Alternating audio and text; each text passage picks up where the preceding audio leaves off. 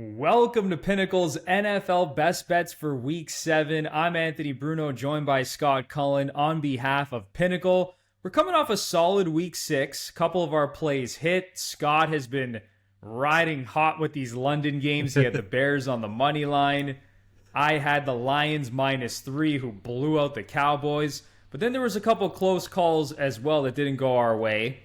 Jamar Chase just missed out on his receiving yards prop. Terry McLaurin, despite scoring 2 touchdowns, also came under his yardage total by like 7 yards. But we're going to try to bounce back in Week 7, Scott. So let's not waste any time. What is your first best bet on the Week 7 slate? Okay, my best bet to start is the New York Giants +3 at home against the Philadelphia Eagles. And this is not so much a huge vote of confidence for the Giants, because I think the Giants are entirely mediocre. They're ranked 23rd in DVOA, but they're reasonably competitive, and they were competitive last week against the Bengals.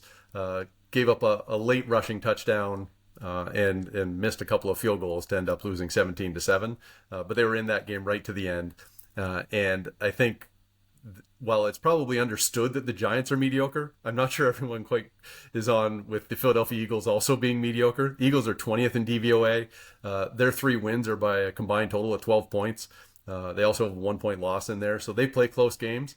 And I just think the Giants, with home field in this battle of mediocre teams, I'll take the points with them. I'm tailing this pick, Scott, because the Eagles have not looked very impressive. I believe since Week 2, so if you don't include that first win over the Packers, I believe they're scoring like 18 points a game. They have just not looked good on both sides of the football. And this Giants team, their defense has been solid. Home dog. I can get on board with this. So give me the Giants as well. I like that pick. All right. For my first best bet on the slate, I am going to the game of the week, the Super Bowl rematch between the Chiefs and the 49ers. And I am taking the Chiefs on the money line, on the road, to win this football game. So as of recording, Pinnacle has the best price in market on the money line at +108. Now listen, I do not love to base my analysis on trends because, listen, you can look at all the trends you want, but sometimes, it doesn't really matter. But here's what I will say, okay? So obviously the Chiefs are looking to move to 6-0 here. They're one of 2 undefeated teams left. Patrick Mahomes, as an underdog in his career, is 11-1-1 against the spread and 10-3 straight up. And Andy Reid, we all know the Andy Reid stat coming off a bye. He is 21-4 following a bye week. So listen, I'm not saying that these trends are the be-all and end-all, but they're pretty overwhelming trends.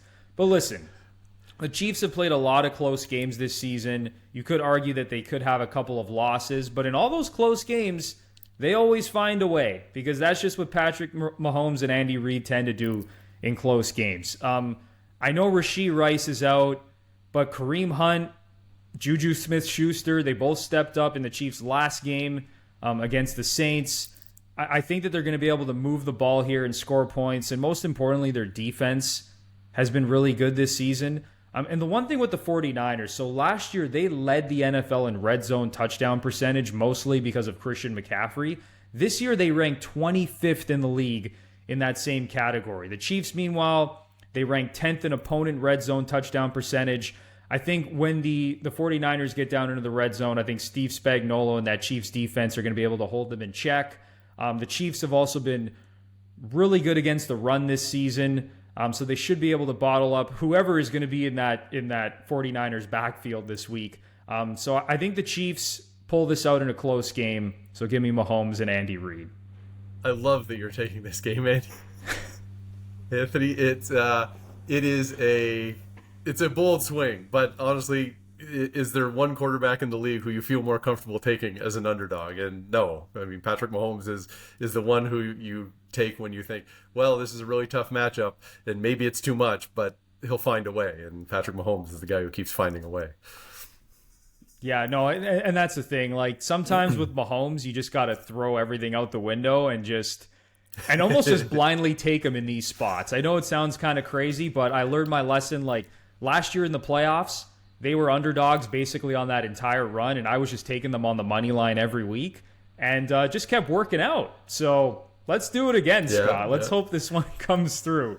All right, what's your next best bet on the slate? My next best bet, player prop again. I'm going with Josh Allen, Bills quarterback, over 205.5 passing yards against the Tennessee Titans. And the Titans have like the best pass defense numbers in the NFL, like allowing 5.5 yards per pass attempt. But I think a lot of this is a function of the quarterbacks that they have played. They got Caleb Williams for his first game, Aaron Rodgers in week 2, and then they hit a series of backups: Malik Willis, Tyler Huntley, Joe Flacco. Now, Joe Flacco is a pretty quality backup at this stage, but the fact that the Titans have had such great numbers, I think, is a function of these quarterbacks that they have played. None of these guys is Josh Allen, or very close to Josh Allen. So I'm going to take Allen, and whether he has Amari Cooper available or not, I still think that he's going to be able to put up 210 or more passing yards against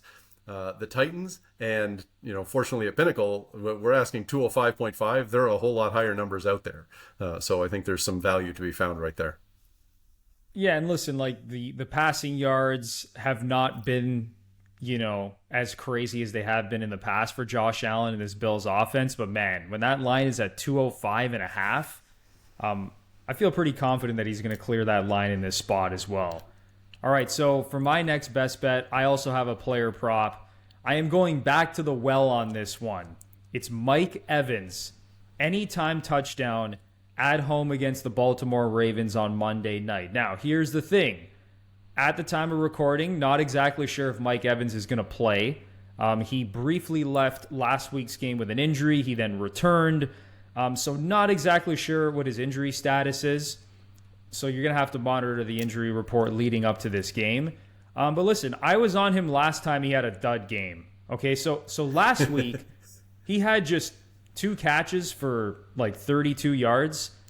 I was on him after his 2-catch, 17-yard performance against the Broncos, and he bounced back with 8 catches, 94 yards, 1 touchdown on 14 targets. And listen, I talked about this last week. I'm just picking on this Ravens secondary at this point. They have been really bad this season. They're giving up over 275 yards a game. Even when you look at some of their advanced stats, 27th in dropback EPA, 17th in pressure rate, not getting a ton of pressure on the QB. They have given up 28 pass plays of 20-plus yards. That's the worst in the NFL. They've given up 11 passing touchdowns. That is 5th worst in the NFL. And then, how about this stat? In 23 games with Baker Mayfield as his quarterback, Mike Evans has scored 18 touchdowns. So it's just a prime bounce back spot at home against a secondary that is getting gashed week after week. So here's the thing. If Mike Evans doesn't play, there's a couple of other options here. Chris Godwin is the obvious option. He's priced at plus 168 for an anytime touchdown. And then Sterling Shepard, who seems to be the wide receiver 3 in this offense right now, just based on the target share. So if Mike Evans misses time, I'm sure that his role is going to expand in this game. And he right now is priced at plus 270. So kind of a sneaky option for an anytime touchdown. But I will mention Mike Evans, anytime TD at plus 178 at the time of recording is also the best price in market. Like there's some plus 110s out there, plus 105. Mike Evans, plus 178 to score a touchdown against this Ravens secondary. Sign me up. Yeah, I love it, Anthony. And when I was writing best bets for Pinnacle betting resources this week, I took the over in this game for very much the same reasons. That Ravens secondary, as well as the Ravens have been playing overall, that secondary is totally vulnerable, and that kind of fits with the Bucs' strength, right? Is that Baker has been able to air the ball out, and he certainly has so far this year. And I don't think that the Ravens secondary is the one that's going to slow him down. So yeah, may as well go looking for touchdowns in that game too. Yeah, Baker has been dialed in this season, and you said it. I think this game is trending towards the over as well. Both of these offenses are looking very good right now. So I think both teams are going to score points. And listen, if the Bucs are going to be in a shootout here, I expect Mike Evans to be involved after he put up just 2 catches last week. All right. So there's one more best bet I want to sneak in, and that is the Packers -2.5 at -117 at home against the Texans. Here's the thing. These are two pretty evenly matched teams. I think they're both good teams. Both of these teams should make the playoffs. And this is maybe more of a gut feel play here, and I don't love saying that. Like, I always like to base my analysis on numbers and advanced stats and things like that. But I just think the Packers are kind of rounding into form here. Like, Jordan Love, he comes back, and it was a really tough spot against that Vikings defense. They lose that game. But since then, the Packers have bounced back with 2 wins. Last week, they destroyed the Arizona Cardinals. Now, the Texans are a different beast. They have a better pass rush.